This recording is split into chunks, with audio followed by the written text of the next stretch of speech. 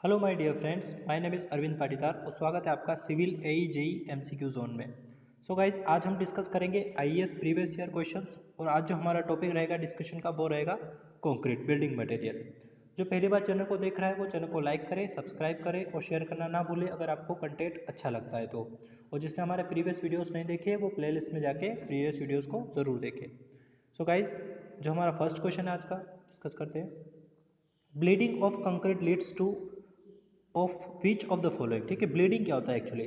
देखो, कंक्रीट की अपन बात करें तो कंक्रीट का जब अपन क्या करते हैं, कंक्रीट की कास्टिंग करते हैं तो जब वाटर जो होता है या वाटर और सीमेंट की जो स्लरी होती है वो जब अब कंक्रीट के सरफेस पे आ जाती है उसको अपन बोलते हैं ब्लीडिंग। और जब कंक्रीट कोर्स एग्रीगेट और फाइन एग्रीगेट अलग हो जाते हैं उसको अपन बोलते हैं सेग्रीगेशन।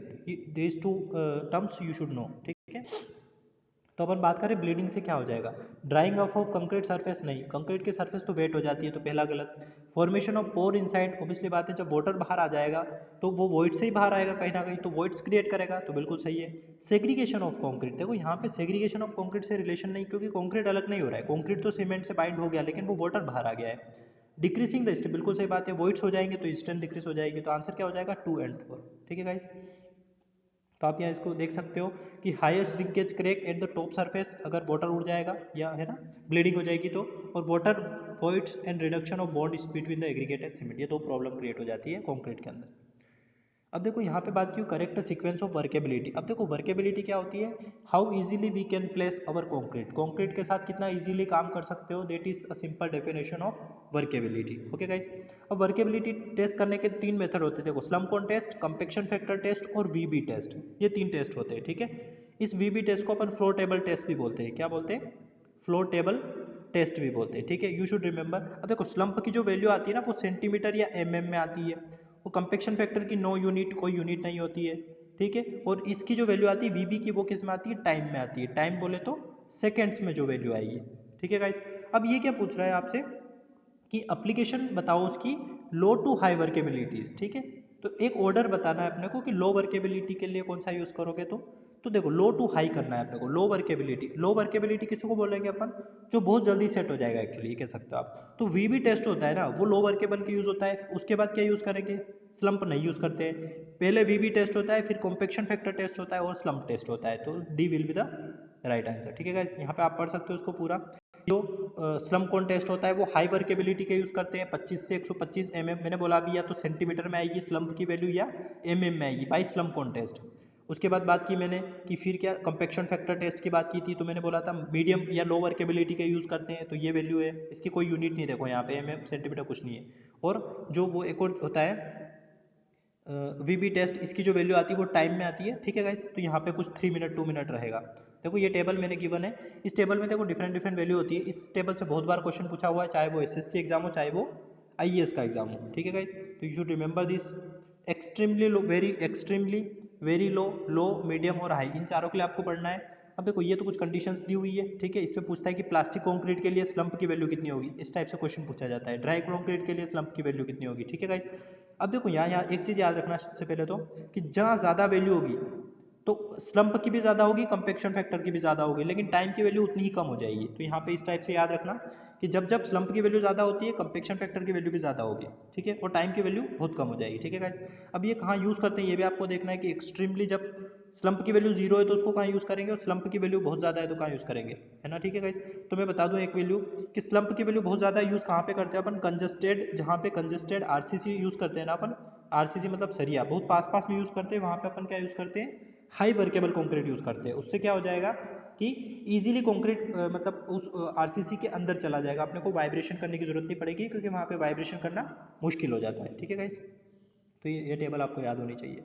उसके बाद बात करें अपन why testing the compressive strength of concrete. देखो कंप्रेसिव स्ट्रेंथ कैसे करते हैं अपन, क्यूब से कर सकते हैं अपन, सिलेंडर से कर सकते हैं अपन। ठीक है गाइस, तो अब ये जब टेस्ट करते हैं तो क्या क्या कंडीशंस रहते हैं, तो पहली कंडीशन आपको याद होनी चाहिए, अपन रूम टेम्परेचर पे करते हैं 27 ± 3 डिग्री सेल्सियस पे। 28 दिन के लिए अपन टेस्ट करते हैं, 90 डिग्री ह्यूमिडिटी होती है और 15 सेंटीमीटर उसका क्यूब साइज होता है। ठीक है गाइस, आपको पता है साइज कितना होता है, 150 इंटू 150 इंटू 150 क्या है, ये में है ना। अगर इसको सेंटीमीटर में लिखूँगा तो 15 सेंटीमीटर क्यूब में इसको लिख सकता हूँ। ठीक है गाइस, तो देखो यहाँ पे आप देख सकते हो ये पूरा एक्सप्लेनेशन दिया हुआ है, इसको आप पढ़ लेना, मैं अपना एक्सप्लेनेशन देता हूँ। क्योंकि देखो गाइस ये जो एक्सप्लेनेशन है वो आईएएस बुक में भी दिया हुआ है, ठीक है, तो आप वहाँ से भी इसको तो पढ़ सकते हो, लेकिन ये जो एक्सप्लेनेशन है ये आपको बुक में नहीं मिलेगा, इसके लिए आपको थोड़ी मेहनत करनी पड़ेगी। अब देखो कंप्रेसिव स्ट्रेंथ टेस्ट के लिए यहाँ जितनी भी वैल्यू लिखी है ना गाइस, ये मोस्ट मोस्ट मोस्ट इंपॉर्टेंट लिखी हुई है, ठीक है, हर एक एग्जाम में कुछ ना कुछ यहाँ से पूछा हुआ है, ठीक है। अब देखो जब बात करें अपन सबसे पहले तो कंप्रेसिव स्ट्रेंथ टेस्ट जो यूज़ करते हैं ना अपन क्यूब में, उस क्यूब में 38 से ज़्यादा का एग्रीगेट हो तो वो टेस्ट परफॉर्म नहीं कर सकते अपन, ठीक है, तो ये लिमिटेड कर रखा है आपने वो। दूसरा क्यूब की साइज मैंने बता दिया अभी 150 इंटू 150 इंटू 150 सिलेंडर की साइज आपको याद रखनी है, किस टाइप से सिलेंडर भी होता है, उसकी साइज 150 तो क्या होता है उसका डायमीटर होता है और 300 उसकी लेंथ होती है, ये भी आपको याद होना चाहिए, ठीक है गाइज। उसके बाद बात करें कि जो मोल्ड होता है वो 3 लेयर में फिल करते हैं, 25 नंबर ऑफ ब्लोज देते हैं। जो रोड होती है ना अपने पास टेम्पिंग रोड, उसका डायमीटर कितना होता है 16 लेंथ कितनी होती है 600 या 60 सेंटीमीटर, 1 मीटर से कम होती है, ठीक है गाइज।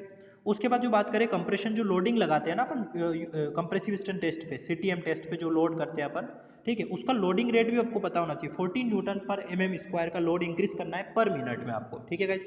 और बात करें तो ये अपना क्वेश्चन था अभी 27 ± 3 डिग्री सेल्सियस, 90 डिग्री ह्यूमिडिटी और कितने टाइम के लिए 24 आवर्स के लिए अपन उसको पानी में रखते हैं, फिर उसके बाद मतलब पानी में ही रखते हैं नॉर्मली, ठीक है। Emerge for water for 7 days और 20 डेज, ये क्यों लिखा, क्योंकि अपन 7 दिन पे भी टेस्ट करते हैं 28 डेज पे भी करते हैं। और ये most most most important formula यहाँ पे लिखा हुआ है कि जो क्यूब स्ट्रेंथ होती है ना, क्यूब स्ट्रेंथ क्या होती है 1.25 टाइम्स होती है कंप्रेसिव स्ट्रेंथ ऑफ सिलेंडर के, क्योंकि कंप्रेसिव स्ट्रेंथ मैंने बोला दो चीज़ों से निकालते हैं, क्यूब से और सिलेंडर से। होता क्यों है ये भी बता दूं बोले मैं आपको कि एक्चुअली क्यूब पे जब लोड लगता है ना, ठीक है, तो यहाँ पे स्ट्रेस कंसंट्रेशन जोन अच्छे से बन जाता है, मतलब इतनी ही डिस्टेंस रहती है इसके पास में तो स्ट्रेस कंसंट्रेशन जोन बन जाता है। क्यूब की लेंथ बहुत ज़्यादा होती है तो यहाँ पे क्यूब का ये स्ट्रेस कंसंट्रेशन जोन इस पर्टिकुलर एरिया में बनेगा, तो ये डिस्टेंस बहुत ज़्यादा बच जाती है, उसकी वजह से क्या हो जाता है आपकी स्ट्रेंथ रिड्यूस हो जाती है, ठीक है guys. Next question, the effect of an air entrainment in the concrete is, देखो एयर इंट्रेनमेंट क्या होता है, ये एक टाइप्स ऑफ कॉन्क्रीट होता है, ठीक है, इसमें बहुत सारे अपने पास क्या होते हैं रेजिन्स होते हैं, वेजिटेबल मैटर्स होते हैं, जब उसको कॉन्क्रीट में अपन पोर करते हैं तो उसको बोलते हैं अपन एयर इंट्रेनमेंट। उससे हो क्या जाता है, सबसे बड़ा फायदा क्या हो जाएगा, एक तो वर्केबिलिटी क्या हो जाती है एयर इंट्रेनमेंट से बढ़ जाती है, ठीक है, और जो रेजिस्टेंस होता है ना फ्रीजिंग ऑन थ्रोइंग से, मतलब टेम्परेचर अपन बहुत ज़्यादा बार टेम्परेचर ज़्यादा हो जाता है कम हो जाता है उसकी वजह से वो भी अपना बढ़ जाता है, किसकी वजह से एयर इंट्रेनमेंट करने से। अब ये एयर नहीं इंट्रेनमेंट कर रहे हैं अपन, कुछ रेजिन्स वगैरह वेजिटेबल्स वगैरह डाल रहे हैं, उससे क्या हो जाएगा कि जो एग्रीगेट्स वगैरह वो आपस में स्मूथली रफ मतलब एक दूसरे की तरफ जा सकते हैं, ठीक है, वो कंडीशन हो जाती है। बट इसका एक डिसएडवांटेज ये होता है कि थोड़ी सी स्ट्रेंथ क्या हो जाती है रिड्यूस हो जाएगी, क्योंकि अपन वेजिटेबल ऑयल्स वगैरह डालेंगे तो ऑब्वियसली बात है स्ट्रेंथ रिड्यूस होगी, तो D will be the answer, ठीक है गाइस। इसको आप पढ़ सकते हो, वही चीज़ें लिखी हुई है। अब देखो यहाँ पे एक बात की हुई है एयर इंट्रेनमेंट में क्या होता है, देखो improve resistance to damage from freezing and thawing, ठीक है, यही पढ़ा आप लोगों ने अभी। क्या क्या यूज़ कर सकते हैं, वुड रेजिन्स, वेजिटेबल ऑयल, टालू, है ना, सोप, स्टीरिक एसिड यूज़ कर सकते हैं। कितना डोज होता है ये आप पढ़ सकते हो, ठीक है। अब ये क्या करता है, देखो रिड्यूस सेग्रीगेशन को रिड्यूस करता है, ब्लीडिंग को रिड्यूस करता है, डेंसिटी स्ट्रेंथ इंक्रीज कर देता है थोड़ी सी, है ना, परमिबिलिटी ऑफ, है ना, परमिबिलिटी को बढ़ा देता है, ठीक है, स्ट्रेंथ थोड़ी सी कम हो जाती है यहाँ पे। नेक्स्ट की बात करें, देखो ये स्प्लिटिंग टेंसाइल स्ट्रेंथ लिखा है। टेंसाइल स्ट्रेंथ तीन चार टाइप की होती है, एक कौन सी होती है, एक तो होती है फ्लेक्सर टेंसाइल स्ट्रेंथ, एक होती है स्प्लिटिंग टेंसाइल स्ट्रेंथ, एक होती है डायरेक्ट टेंसाइल स्ट्रेंथ। इन तीनों के बीच में आपको रिलेशन पता होना चाहिए, ठीक है। और जो फ्लेक्सर टेंसाइल स्ट्रेंथ होती है ना, इसी को बोलते हैं अपन modulus of rupture, you should know this, ठीक है, ये दोनों वर्ड आपको मिलेंगे कहीं ना कहीं। अब देखो यहाँ पे क्या पूछा हुआ है, स्प्लिटिंग टेंसाइल स्ट्रेंथ के लिए फॉर्मूला आपको याद होना चाहिए 2p by pi D L. IAS में अभी 2020 के 19 की जो एग्जाम हुई थी उसमें क्वेश्चन पूछा हुआ था 2p by pi D L के ऊपर, ठीक है। अब देखो ये तो आप पढ़ सकते हो 2p by pi D L होता है। नेक्स्ट ये होता है स्प्लिटिंग टेंसाइल से क्या होता है, देखो it is a measure of testing cylinder under diametric compression. एक सिलेंडर होता है, इसमें अपन फोर्स लगाते हैं इसके डायमीटर पे, ठीक है, और यहाँ पे क्या होता है इस टाइप से स्ट्रेसेस जनरेट होती है टेंसाइल स्ट्रेसेस, उसके बेसिस पे अपनों ने क्या है एक फॉर्मूला डिराइव किया, ये 2p by pi D L का, यहाँ से अपने फाइन निकाल सकते हैं। Because due to the difficulty in apply uniaxial, देखो हमेशा अपन क्या कर सकते हैं, यूनिएक्सियल का मतलब क्या बोल रहा है कि बिल्कुल सेंटर में अपन लोड नहीं लगा सकते, एक्सियली लोड नहीं लगा सकते, हमेशा कहीं ना कहीं थोड़ा एक्सियल में ही लोड लगता है, यूनिएक्सियल ही लगता है अपना लोड, ठीक है। Hence the tensile strength is determined by indirect method, इससे अपन पता कर सकते हैं। डायरेक्टली अपन क्यूब के ऊपर सेंटर में लोड लगाना मुश्किल हो जाता है, अपने को नहीं पता होता है सेंटर एक्जैक्टली कहाँ लाई कर रहा है, ठीक है गाइस। अब देखो इसकी साइज जो 150 इंटू 300 mm होती है, ये अभी अपनों ने पढ़ा था। अब उसके बाद बात करें, consider the following strength of concrete, देखो cube strength, cylinder strength, split tensile strength और मॉडुलस ऑफ रप्चर। अभी ये मॉडुलस ऑफ रप्चर मैंने आपको बोला था फ्लेक्सर स्ट्रेंथ होती है, और इस फ्लेक्सर स्ट्रेंथ का फॉर्मूला क्या होता है 5000 अंडर रूट ऑफ, नहीं सॉरी गाइस 5000 अंडर रूट नहीं होता है, 0.7 under root of F C होता है, ठीक है गाइस, ये आपको याद रखना फ्लेक्सर का फॉर्मूला मॉडुलस ऑफ रप्चर का। ठीक है, अब देखो यहाँ पे सबसे ज्यादा स्ट्रेंथ मैंने अभी क्या बताया था आपको, सबसे ज्यादा स्ट्रेंथ किसकी होती है, क्यूब की होती है, क्यूब के बाद सिलेंडर की होती है, सिलेंडर के बाद मॉडुलस ऑफ रप्चर की होती है, और उसके बाद स्प्लिट टेंसाइल स्ट्रेंथ होती है। You should remember this. ठीक है, स्प्लिट टेंसाइल स्ट्रेंथ की कितनी होती है, 0.60 FCK के आसपास होती है, और वो अभी 0.7 था, तो ये थोड़ा ज्यादा होता है इससे। ठीक है, तो यहाँ पे उस हिसाब से आप आंसर को मैच कर सकते हो। सबसे ज़्यादा क्या रहेगा, देखो इंक्रीजिंग ऑर्डर में लिखा है तो सबसे ज़्यादा बाद में क्या आना चाहिए, एक आना चाहिए, तो एक आ गया इसी, तो ये तो दोनों गलत हो गए। उसके बाद सिलेंडर 2 आ गया, उसके बाद मॉडुलस ऑफ रप्चर 4, तो first will be the answer. ठीक है, 4.23 यहाँ पे देख सकते हो आप। देखो यहाँ पे ये सबसे मोस्ट इंपॉर्टेंट टेबल है। FCR ये क्या है, ये मॉडुलस ऑफ रप्चर है, वही फ्लेक्सर टेंसाइल स्ट्रेंथ, इसका फॉर्मूला मैंने बताया अभी। ये क्या होता है, स्प्लिटिंग टेंसाइल स्ट्रेंथ होता है, इसका फॉर्मूला क्या होता है, 0.66 FCR होता है। ठीक है, अब देखो ये FCR है, अब FCR से तो 0.66 कम कर दिया तो ये कम होगी ना वैल्यू, और डायरेक्ट टेंसाइल स्ट्रेंथ क्या होती है, और कम होती है, किससे, FCR से, तो ये इससे भी कम होती है। तो एक ये रिलेशन आपको याद रखना है, एग्जाम में बहुत बार पूछा हुआ है। सबसे बड़ा होता है फ्लेक्सर, फिर होता है स्प्लिटिंग टेंसाइल स्ट्रेंथ, फिर होती है डायरेक्ट टेंसाइल स्ट्रेंथ। ठीक है गाइस, और ये formula 2P/π ideal you should remember. Next question, to make 1 cubic metre 124 by volume concrete, the volume of the course है। देखो वॉल्यूम पूछा हुआ पहली चीज तो। ठीक है, तो देखो यहाँ पे एक रिलेशन होता है किसके, ड्राई कॉन्क्रीट और वेट कॉन्क्रीट के बीच में एक रिलेशन होता है। ठीक है, किसका 1.5 रेशियो का अपन क्या करते हैं, मल्टीप्लाई करते हैं, क्योंकि वेट कॉन्क्रीट में क्या हो जाता है, कॉन्क्रीट श्रिंक हो जाता है, और ड्राई में उसका वॉल्यूम क्या होता है, ज्यादा रहता है। ठीक है, तो आपको ये सबसे पहले तो देखो वॉल्यूम, एक और चीज आप देख सकते हो, मीटर क्यूब में आंसर पूछा हुआ है। ठीक है, देखो सबसे पहला क्या करना, 1 मीटर क्यूब की बात कर रहा है, तो 1 मीटर क्यूब में अपने को क्या करना पड़ेगा, 1.54 का मल्टीप्लाई करना पड़ेगा। क्यों मल्टीप्लाई कर रहे हैं, यू शुड रिमेंबर कि जो 1 मीटर क्यूब है ना, वो क्या बात कर रहा है, फ्रेशली मिक्स कंक्रीट की बात कर रहा है। लेकिन जैसे इसको अपन ड्राई केस में कन्वर्ट करते हैं ना, तो ड्राई में इसका वॉल्यूम क्या हो जाता है, 1.5 बढ़ जाता है। क्यों बढ़ जाता है बताया मैंने अभी आपको, क्योंकि ड्राई केस में क्या हो जाएगा, थोड़ा सा मॉइस्चर रहेगा, और मॉइस्चर की वजह से क्या हो जाता है, बल्किंग हो जाता है, उस बल्किंग की वजह से उसका वॉल्यूम बढ़ जाता है। ठीक है गाइस, अब देखो इसको निकालने का सिंपल तरीका होता है, जो भी आपको रेशो दिया होता है, जैसे 1:2:4 दिया हुआ है, तो पहले तो इनको क्या कर लो, सम कर लो। ठीक है, इसको सम कर लिया मैंने, तो मैं ऊपर क्या, मैंने एक एक का प्रोपोर्शन निकालना होता है, जैसे 1:4 यहाँ पे था, तो एक इसका मेरे को निकालना है इस पूरे में से, तो रेशो का सिंपल रेशो का फॉर्मूला होता है ये, तो ऊपर 1 लिखते हैं अपन, नीचे इनका सम लिखते हैं, तो लिख दिया 7। अब जो अपने पास वैल्यू होती है ना, जैसे अभी तो अपने पास क्या है, 1.54 है, तो इस 1.54 के साथ क्या मल्टीप्लाई कर देते हैं। ठीक है, तो जो रेशो आता है वो किसका रेशो आ गया, वो इस सीमेंट का रेशो आ गया, कि इस 1.54 मीटर क्यूब में सीमेंट कितना है, तो कितना सीमेंट है, 0.22 मीटर क्यूब। अब मुझे पता चल गया एक रेशो किसके बराबर आ गया, यहाँ पे एक रेशो बराबर 0.22 है, और मुझे पता है कि यहाँ पे कंक्रीट का रेशो कितना है, कोर्स एग्रीगेट का 4 है, तो मैं इस वैल्यू के साथ अगर 4 का मल्टीप्लाई करूँ तो मुझे कोर्स एग्रीगेट का रेशो भी पता चल जाएगा। तो यही किया होगा यहाँ पे इसमें। ठीक है, देखो ये रहा 0.22 और 4 के साथ मल्टीप्लाई किया कितना, 0.88, तो 0.88 विल बी द आंसर। ठीक है, तो ये आंसर हो जाएगा अपना यहाँ पे। ठीक है गाइस, इस तरीके से आपको इस क्वेश्चन को करना है, सारे मिक्स डिजाइन ऐसे ही करते हैं अपन। To optimum number of revolution over which concrete is required to mix in a mixer. देखो ऑप्टिमम नंबर ऑफ रिवॉल्यूशन कितना देते हैं, आपको पता होगा बेचिंग प्लांट में अपन जब जाते हैं तो वहाँ पे RMC प्लांट होता है, रेडी मिक्स कॉन्क्रीट प्लांट। उस रेडी मिक्स कॉन्क्रीट प्लांट में क्या होता है कि जब अपन मिक्स करते हैं तो वहाँ पे एक पेन होता है, पेन मिक्सर बोलते हैं उसे, तो यहाँ पे अपन उसको मिक्स कितने कितने रिवॉल्यूशन देते हैं उसको। ठीक है, तो उसको कितने 20 रिवॉल्यूशन देते हैं अपन, और कितने मिनट के लिए अपन मिक्स करते हैं, 2.5 से 3 मिनट के लिए मिक्स करते हैं। ठीक है गाइस, तो देखो यहाँ पे आप पढ़ सकते हो कि 1 complete cycle of material discharge 20 revolution देते हैं, और 2.5 से 3 मिनट के लिए अपन उसको मिक्स करते हैं। You should remember this value. Next की बात करें अपन कि higher water cement ratio in concrete results in. ठीक है गाइस, तो देखो हायर वाटर सीमेंट से क्या हो जाएगा, देखो वाटर सीमेंट की बात कर रहा है हायर। ठीक है, तो क्या होगा, स्ट्रॉन्गर मिक्स बनेगा, बेटर वर्केबल मिक्स बनेगा, और वीक मिक्स बनेगा, या लेस ब्लीडिंग होगा। देखो वाटर सीमेंट रेशो बढ़ाएंगे तो अपन सिंपल सी बात है कि लेस ब्लीडिंग तो नहीं होगा, ब्लीडिंग ज़्यादा ही होगा। ठीक है, और हायर वाटर सीमेंट रहेगा तो वीक मिक्स बनेगा, क्योंकि बहुत ज़्यादा पानी बढ़ा देंगे तो वीक मिक्स बढ़ जाएगा। ठीक है, लेकिन एक चीज़ और होती है, अगर वाटर सीमेंट रेशो बढ़ेगा ना तुम्हारा, स्ट्रॉन्गर मिक्स तो नहीं बनेगा अगर वीक बन रहा है तो, और वर्केबिलिटी बढ़ जाती है। याद रखना, वाटर सीमेंट रेशो अगर बढ़ाएंगे अपन, सिंपल सी बात है, वाटर का परसेंट बढ़ रहा है, वाटर परसेंट बढ़ेगा तभी ये रेशो पूरा बढ़ेगा, तो वाटर जब बढ़ेगा तो वो इजीली फ्लो करेगा कॉन्क्रीट, और फ्लो करने को ही अपन क्या बोलते हैं, वर्केबिलिटी बोलते हैं। तो आंसर क्या हो जाएगा, 2 and 3 will be the answer.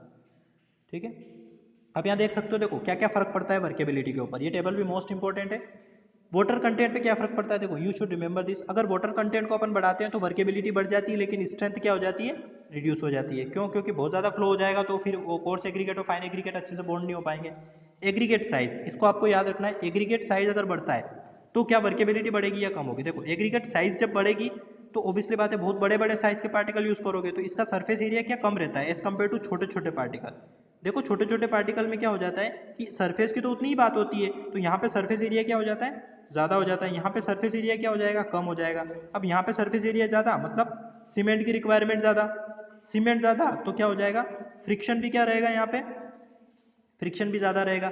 लेकिन यहाँ पे क्या रहेगा फ्रिक्शन कम रहेगा इस जगह पे, तो यहाँ पे फ्रिक्शन कम मतलब इजीली वर्केबिलिटी, और यहाँ पे फ्रिक्शन ज़्यादा मतलब वर्केबिलिटी कम। ठीक है गाइस, तो कोर्स एग्रीगेट में वर्केबिलिटी ज़्यादा होती है, यहाँ पे लिखा होगा big size surface area is less and workability is high. ठीक है, paste required is less, paste come use करेंगे तो वर्केबिलिटी ज़्यादा होगी। शेप ऑफ एग्रीगेट में आप देख सकते हो उल्टी सीधी साइज होगी, तो अब देखो ये तिकोनी साइज है मान लो, तो इसकी तो सरफेस एरिया ज़्यादा है, और अगर राउंडेड एग्रीगेट है तो इसका सरफेस एरिया इसके रिस्पेक्ट में कम होता है। तो आप देख सकते हो कि इसका सरफेस एरिया ज़्यादा मतलब सीमेंट पेस्ट ज़्यादा, और सीमेंट पेस्ट ज़्यादा मतलब फ्रिक्शन ज़्यादा, फ्रिक्शन ज़्यादा मतलब वर्केबिलिटी कम, ये चीज़ है। ठीक है, तो यहाँ पे यही लिखा हुआ है देखो यहाँ पे कि एंगुलर एग्रीगेट में क्या होगा लार्ज सरफेस एरिया और वर्केबिलिटी क्या हो जाएगी कम हो जाएगी, और राउंडेड में क्या होगा स्पेसिफिक एरिया कम होगा तो वर्केबिलिटी ज़्यादा हो जाएगी। ठीक है, और इसमें देखो सरफेस एरिया कम है तो less amount of paste is required. ठीक है, तो वर्केबिलिटी ज़्यादा होगी, सिंपल सी बात है। अब एक और यहाँ पे होता है एग्रीगेट टू सीमेंट रेशो, इसमें बच्चे कंफ्यूज होते हैं। देखो एग्रीगेट सीमेंट रेशो सिंपल है,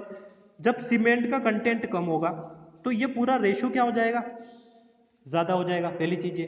अब देखो ये पूरा रेशो ज़्यादा हो रहा है उसका मतलब क्या हो रहा है एग्रीगेट ज़्यादा हो रहा, एग्रीगेट ज़्यादा हो रहा उसका मतलब क्या हो गया कि जो कॉन्क्रीट बन रहा वो उसको क्या बोलते हैं अपन, जब बहुत ज़्यादा कॉन्क्रीट हो जाता है उसको क्या बोलते हैं अपन वर्केबिलिटी, उस देखो लीन कॉन्क्रीट बोलते हैं। और जब बहुत ज़्यादा एग्रीगेट है तो उसमें तो बहुत ज़्यादा फ्रिक्शन होगा, तो उसकी वर्केबिलिटी क्या हो जाएगी, वर्केबिलिटी बहुत ज़्यादा कम हो जाती है। ठीक है गाइस, तो एग्रीगेट सीमेंट रेशो ज़्यादा होगा तो वर्केबिलिटी कम होगी। ठीक है, ये आपको यहाँ पे याद रखना है। तो यहाँ पे देखो लिखा है higher the ratio leaner the mix. ठीक है, leaner the mix and lower the workability. ठीक है गाइस, ये टेबल से बहुत सारे क्वेश्चन पूछे जाते हैं। उसके बाद बात करें अपन डायरेक्ट टेंसाइल स्ट्रेंथ कैसे मेजर करते हैं, तो अभी अपनों ने बताया था एक सिलेंडर अपनों ने यूज़ किया था और उस पर क्या यहाँ पे फोर्स लगाया था, तो सिलेंडर पे फोर्स लगा मतलब इसके डायमीटर पे फोर्स लगाना, तो इसका आंसर क्या हो जाएगा applying tensile load along the diameter of the cylinder. ठीक है, तो D will be the answer. देखो यहाँ पे लिखा पूरा tensile strength generally determined by indirectly compressive force is applied to. देखो कंप्रेसिव एक्चुअली अपन फोर्स कंप्रेसिव लगाते हैं, लेकिन यहाँ पे जो क्रैक होगा ना उसमें टेंशन स्ट्रेंथ जनरेट होती है, उसके बेसिस पे अपन फॉर्मूला लगाते हैं 2p/πdl और उससे अपन क्या निकालते हैं टेंसाइल स्ट्रेंथ निकालते हैं। ठीक है, ये वाला इसी की बात कर रहे थे अपन, ये वाला फॉर्मूला पूरा। ठीक है गाइस, नेक्स्ट क्वेश्चन की बात करें तो यहाँ पे देखो modulus of elasticity of M25 concrete. देखो मॉडुलस ऑफ इलास्टिसिटी क्या होता है ई होता है, ई के दो फॉर्मूले होते हैं, एक तो होता है 5000 under root of F C K, एक होता है 5700 under root of F C K. ठीक है गाइस, यहाँ पे लिखे हुए मैंने देखो ये जो अब देखो यहाँ पे डिफरेंट डिफरेंट आईएस कोड है, अब इसको आपको मेंशन करना पड़ेगा क्वेश्चन में। अगर 1978 से पूछ रहा है तो वैल्यू क्या थी 5700, अगर IS 456 2000 से पूछ रहा है तो 5000 under root of F C K. दोनों से इसने वैल्यू निकाली कितनी आई 28500 25300। अब यहाँ पे आप आंसर देख सकते हो कि ऑप्शन में 25 तो है ही नहीं, तो 28555 आंसर हो जाएगा अपना। ठीक है गाइस, उसके बाद बात करें the approximate ratio between the strength of 7 days, 7 दिन से 28 दिन के बीच का रेशो का क्या होता है। देखो कोई भी कंक्रीट ले लो 7 दिन पे जो स्ट्रेंथ आती है वो कितनी आ जाती है 60% आ जाती है, और 28 डेज पे हम मानते हैं कि स्ट्रेंथ कितनी आ जाएगी 90% या उससे ज़्यादा ही आ जाएगी मतलब। ठीक है, तो आप खुद देखो अगर इसका रेशो निकालते हैं तो 7 दिन का कितना 60 इसका रेशो, इसको अपन जब करेंगे तो 2/3 आएगा, तो 2/3 विल बी द आंसर। ठीक है गाइस, अब ये तो सिंपल नॉर्मल की बात हो गई। जब फॉर्मूला बेस्ड बात करेंगे अपन तो फॉर्मूला क्या होता है इसका, ये आपको याद रखना है कि एक टेम्परेचर, ठीक है, और टाइम और 28 डेज के बीच में रिलेशन क्या होता है। ठीक है, तो ये डिफरेंट डिफरेंट वैल्यूज गिवन है, you should remember this value. अब देखो यहाँ पे split tensile strength of M15 grade of concrete when express a percentage of compressive strength. देखो कंप्रेसिव स्ट्रेंथ किसको बोलते हैं अपन, FCK को बोलते हैं। FCK क्या होता है, कैरेक्टरिस्टिक स्ट्रेंथ ऑफ कंक्रीट होता है। और स्प्लिटिंग टेंसाइल स्ट्रेंथ कैसे निकालते हैं, अभी अपनों ने लिखा था वहाँ पे कि जो नॉर्मली वैल्यू कितनी होती है उसकी 0.7 under root of F C K आसपास ही होती है, या फिर आप स्प्लिटिंग टेंसाइल स्ट्रेंथ में मैंने क्या लिखा था 0.66 के आसपास लिखा था, कोई उसमें इतना बड़ा इशू नहीं है। ठीक है, तो लेकिन जब अपन क्या बोल रहा है कि अपन जब रेशो निकालेंगे इसका और कंप्रेसिव स्ट्रेंथ का, तो अगर मैं इसको एफ सी के कर दूँ यहाँ पे, तो इसको अब इस एफ सी के की जगह मैं क्या रख सकता हूँ, M15 ग्रेड की बात कर रहे हैं तो एफ सी के क्या होगा 15 होगा। ठीक है, तो यहाँ पे आंसर अपना जिस टाइप से रहेगा वो क्या रहेगा, मान लो 0.7 under root of 15 divide by 15, इस टाइप से आंसर जब निकालोगे तो वो 18 के आसपास आएगा। तो ये एक रेशो पूछा हुआ है सिंपल, तो 20 से अपना क्या हो जाएगा आंसर 15 से 20% के बीच में रहेगा। ठीक है गाइस, ये देखो यहाँ पे कि 0.7 MCQ होता है M 10 15 20 और 30 के बीच में, ये वैल्यू डिफरेंट वैल्यूज गिवन है, उसके रेशो की गिवन है ये, you should remember this value. The approximate ratio of 15 है ना, 15 सेंटीमीटर इंटू 30 सेंटीमीटर। अब ये क्या है, ये एक कॉन्क्रीट का सिलेंडर है, ठीक है गाइस ऐसा, और ये क्या है, क्यूब है 15 सेंटीमीटर का, ठीक है, इस टाइप से क्या रहेगा आपका क्यूब रहेगा। अब मैंने अभी आपको बताया था कि क्यूब की स्ट्रेंथ क्या होती है, ज़्यादा होती है, सिलेंडर की स्ट्रेंथ क्या होती है, कम होती है, यह भी आप बताया था, है ना। तो देखो यहाँ पे आप देख सकते हो कि जब, अब ये किसकी पूछ रहा है, the approximate ratio of cylinder strength की पूछ रहा है, किसके रिस्पेक्ट में, क्यूब की रिस्पेक्ट में, तो कम होगी मतलब 100 से कम होगा वैल्यू, तो कितना होगा 0.85। अगर वो पूछता है कि क्यूब की स्ट्रेंथ कितनी होनी चाहिए, तो अगर ये रेशो ऐसा आएगा कि cube strength is equal to 1.25 times of cylinder strength, ये भी आपको याद रखना है ये, ठीक है। अब यहाँ पे क्या हो रहा है, क्यूब की स्ट्रेंथ ज़्यादा है, कितनी ज़्यादा है, 25% ज़्यादा है, ठीक है, तो आंसर क्या हो जाता है फिर अपना 1.25। अब ये आंसर क्या है 0.85, ये आप देख सकते हो यहाँ पे, ये वैल्यूज गिवन है। अब जो मैंने लिखा था वो आपको पढ़ाया था, अभी मैंने बताया था आपको कि क्यूब स्ट्रेंथ क्या होती है 1.25 टाइम्स होती है। यहाँ पे सिलेंडर की वैल्यू निकालोगे तो क्या हो जाएगा, क्यूब डिवाइड बाई 1.25, जब इसको डिवाइड करोगे तो वही आएगा 0.8 आ जाएगा, कोई दिक्कत नहीं उसमें, ठीक है। एक रिलेशन याद रख लो, दोनों याद हो जाएंगे। मॉडुलस ऑफ इलास्टिसिटी कितना होता है 5000 अंडर रूट ऑफ, देखो ये हो नहीं सकता, ये हो नहीं सकता, ये नहीं हो सकता, तो 5700 या 5000 under root of B will be the answer, ठीक है गाइस। ये आप देख सकते हो यहाँ पे 5700 अंडर रूट एफ सी के, 5000 अंडर रूट एफ सी के। और देखो कॉन्क्रीट का आपको म्यू भी याद होना चाहिए, म्यू क्या होता है, पॉइजन रेशो होता है। पॉइजन रेशो क्या होता है, लेटरल स्ट्रेन, ठीक है, lateral strain to the longitudinal strain, ये वैल्यू होती है किसकी, पॉइजन रेशो की, ठीक है गाइस। उसके बाद जो वैल्यू होती है कितनी होती है, 0.1 से 0.2 होती है, ये आपको याद होना चाहिए। उसके बाद देखो for making 1 metre cube of wet concrete require 1.5 metre of dry concrete, ये आपको याद रखना है, क्योंकि क्या होता है जब अपन पानी डालते हैं वेट कॉन्क्रीट में तो उसका वॉल्यूम क्या हो जाता है, कम हो जाता है, रिड्यूस हो जाता है, और ड्राई में होता है तो उसका वॉल्यूम ऐसे ऐसे मिट्टी पड़ी होती है, ठीक है, तो थोड़ा ज़्यादा लेते हैं अपन। उसके बाद देखो यहाँ पे ये मोर्टार की बात की, अगर मोर्टार आप बना रहे हो तो आपको क्या, अब देखो ये वैल्यू याद रखनी है आपको, जब कंक्रीट बना रहे हो तो सिंपल 1.54 आपको याद होना चाहिए, अगर आप मोर्टार बना रहे हो तो आपको 1.25 का मल्टीप्लाई करना, ये भी आपको याद होना चाहिए। अब और क्या दिया हुआ है, यूनिट वेट दिया हुआ है किसका, कंक्रीट का, प्लेन पीसीसी का कितना होता है 2400 केजी पर मीटर क्यूब, आरसीसी का कितना होता है 2500 मीटर क्यूब, ठीक है, 2500 केजी पर मीटर क्यूब, मतलब 1 मीटर क्यूब में अगर आरसीसी है तो उसका वजन कितना होता है 2500 मीटर क्यूब होता है, 2500 केजी होता है। उसके बाद बात करें shrinkage of concrete depends upon the, shrinkage किस पे डिपेंड करता है, रिलेटिव ह्यूमिडिटी, बिल्कुल सही बात है। श्रिंकेज होता है क्या एक्चुअली, कि कोई वाटर है कंक्रीट के अंदर, उस वाटर का इवोपरेशन हो जाता है, उसकी वजह से क्या हो जाता है, इसका वॉल्यूम क्या हो जाता है, इसका वॉल्यूम क्या हो जाएगा, रिड्यूस हो जाएगा, और यहाँ पे क्रैक्स आना शुरू हो जाएंगे, ठीक है। अब क्रैक आ जाएंगे तो दिक्कत हो जाएगी, तो ये किस पे डिपेंड करेगा, देखो ह्यूमिडिटी कितनी है, टेम्परेचर कितना, उस पर डिपेंड करेगा, टाइम पे भी डिपेंड करेगा कितने टाइम में क्या हो रहा है, लेकिन स्ट्रेस पे डिपेंड नहीं कर रहा है, स्ट्रेस की वजह से पानी उड़ता नहीं है, पानी टेम्परेचर की वजह से या ह्यूमिडिटी की वजह से उड़ता है, तो यहाँ पे आंसर क्या हो जाएगा 1 and 2 will be the answer, ठीक है गाइस, ये आप देख सकते हो। देखो उसके बाद बात करें अपन, ये क्या है, डिफरेंट एडमिक्सर्स वगैरह है, वाटर रिड्यूसिंग एडमिक्सर्स, ठीक है guys, water reducing admixtures, air entrainment, super plasticizer और एक्सीलरेटर। देखो अभी मैंने बात की थी कि जो एयर इंट्रेंचमेंट होता है ना, वो या तो वेजिटेबल ऑयल वगैरह कुछ रेजिन्स वगैरह रहेगा, तो पहला आंसर क्या हो जाएगा 4, मतलब बी का आंसर क्या हो जाएगा 4 हो जाएगा, तो बी का 4 का है, या तो ए होगा या डी होगा, तो ये तो गलत हो गया, ये गलत हो गया, ठीक है। उसके बाद देखो बात करते हैं एसिलरेटर। एसिलरेटर मैंने कल आपको पढ़ाया था, कैल्शियम क्लोराइड जो होता है CaCl2, इसको क्या बोलते हैं अपन, एसिलरेटर बोलते हैं, तो ऐसा कुछ है यहाँ पे, ये रहा बी, तो क्या हो जाएगा डी विल, डी का आंसर क्या हो जाएगा बी। अब डी का यहाँ पे क्या है, एसिलरेटर, ठीक है गाइस, डी का आंसर क्या है, देखो इस पर थोड़ा सा कंफ्यूजन है यहाँ पे, चलो अपन देखते हैं आगे। देखो पहला क्या हो गया, एयर इंट्रेंचमेंट एजेंट, बी का तो क्या हो गया, ठीक है, बी का हो गया अपना 4, ठीक है। उसके बाद देखो यहाँ पे वाटर रिड्यूसिंग एडमिक्सर, इसको क्या बोलते हैं अपन, इसको ही अपन बोलते हैं प्लास्टिसाइजर, याद रखना आपको, प्लास्टिसाइजर या क्या बोलते हैं सुपर प्लास्टिसाइजर, ठीक है, इन्हीं को बोलते हैं अपन वाटर रिड्यूसर। ये क्या करते हैं, सेम वर्केबिलिटी पे क्या कर देंगे, सेम वर्केबिलिटी पे वाटर कंटेंट की रिक्वायरमेंट को घटा देंगे, उसको बोलते हैं अपन वाटर रिड्यूसर एडमिक्सर्स, ठीक है। तो ए का आंसर क्या हो जाएगा यहाँ पे इस हिसाब से, इसको बोलते हैं, ठीक है, लिग्नोसल्फोनेट, लिग्नोसल्फोनेट को क्या बोलते हैं अपन, वाटर एडमिक्सर्स बोलते हैं, तो ए का आंसर क्या हो जाएगा, ए का 3 हो जाएगा, ठीक है, तो ए का 3 है। उसके बाद क्या हो जाएगा, बी का क्या है, बी का 4 है। उसके बाद वाटर रिड्यूस सल्फोनेट, ठीक है गाइस, आंसर इसका सी रहेगा, वो अपन थोड़ी मिस्टेक कर रहे थे, ठीक है, तो सी विल बी द आंसर। अब मैं इसको टेबल पूरी बता देता हूँ आपको, देखो ये क्या है, प्लास्टिसाइजर क्या होते हैं, देखो ये वाटर कंटेंट को रिड्यूस करते हैं, और लिंगो सल्फोनेट इसका आंसर होता है। एयर इंट्रेंचमेंट क्या होता है, देखो ये सारे होते हैं वुड रेजिन्स वगैरह, और ये क्या करते हैं, फ्रीजिंग एंड थ्रोइंग को बढ़ा देते हैं। एसिलरेटर क्या करेंगे, कैल्शियम क्लोराइड होता है, ये क्या करते थे, रैपिड सेटिंग और हाई अर्ली स्टैंड, मतलब सेटिंग टाइम को घटा देते हैं, बड़ा घटा देते हैं एक्चुअली, ठीक है। उसके बाद सुपर प्लास्टिसाइजर, इसको उसमें बोलते हैं सल्फोनेट मेलामाइन फॉर्मेल्डिहाइड, ये क्या करते हैं, वर्केबिलिटी इंक्रीज कर देते हैं। और रिटार्डर होते हैं कैल्शियम सल्फेट, शुगर इसको बोलते हैं, ये क्या कर देते हैं, स्लोवर कर देते हैं आपको सेटिंग टाइम को, जल्दी सेट नहीं होने देंगे, ठीक है। तो ये शुड रिमेंबर दिस वैल्यू, यहाँ से बहुत सारे क्वेश्चन पूछे हुए हैं। देखो उसके बाद बात करें, अभी अपनों ने बात की थी कैल्शियम लिग्नोसल्फोनेट की बात की थी, aluminium sulphate, aluminium powder and tartaric acids, ठीक है। तो देखो कैल्शियम ये पे टार्ट्रिक एसिड की अपन जब बात करेंगे तो टार्ट्रिक एसिड क्या हो जाएगा, अब गाइस यहाँ पे देखो, ठीक है।